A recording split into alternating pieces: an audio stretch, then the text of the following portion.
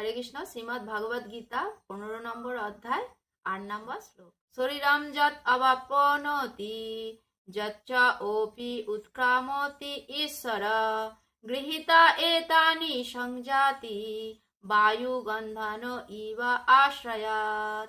অনুবাদ: বায়ু যেমন ফুলের গন্ধ নিয়ে অন্যত্র গমন করে, তেমনই এই জড়জগতে দেহের ঈশ্বর জীব এক শরীর থেকে অন্য শরীরে তার জীবনের বিভিন্ন ধারণাগুলি নিয়ে যায়। তাৎপর্য: এখানে জীবকে ঈশ্বর বা তার দেহের নিয়ন্তা বলে বর্ণনা করা হয়েছে। সে যদি ইচ্ছা করে তাহলে সে তার দেহকে উচ্চতর শ্রেণীতে পরিবর্তন করতে পারে, এবং সে যদি ইচ্ছা করে তাহলে নিম্নতর শ্রেণীতে অধঃপতিত হতে পারে। তার অতি ক্ষুদ্র স্বাতন্ত্র্য এই ক্ষেত্রে আছে। তার শরীরের সমস্ত পরিবর্তন নির্ভর করে তার সেই স্বাতন্ত্র্যের উপর। তার চেতনাকে সে যেভাবে গড়ে তুলেছে, মৃত্যুর পর তা তাকে পরবর্তী শরীরে নিয়ে যাবে। তার চেতনাকে যদি সে একটি কুকুর বা একটি বেড়ালের চেতনার মতো করে গড়ে তোলে, তাহলে সে অবশ্যই কুকুর অথবা বেড়ালের শরীর প্রাপ্ত হবে।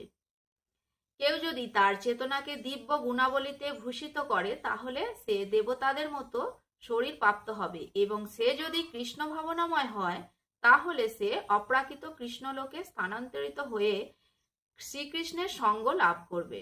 দেহের নাশ হয়ে যাওয়ার সঙ্গে সঙ্গে যে দেহের সব কিছুরই নাশ হয়ে যায়, সেই ধারণা ভ্রান্ত।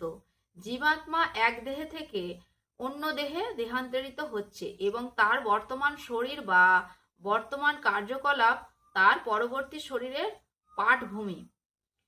কর্ম অনুসারে জীব একটি ভিন্ন দেহ প্রাপ্ত হয় এবং যথাসময়ে তাকে সেই শরীর ত্যাগ করতে হয়। এখানে বলা হয়েছে যে সূক্ষ্ম শরীর যা পরবর্তী শরীরের ধারণা বহন করে, তা পরবর্তী জীবনে অন্য একটি শরীরে বিকশিত হয়।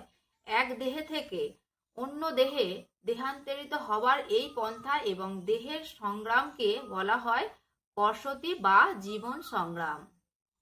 হরে কৃষ্ণ। জয় জগৎগুরু শিল প্রভুপাদ কি জয়। জয় শ্রীমদ্ ভাগবত গীতা কি জয়। হরি বল। হরে কৃষ্ণ।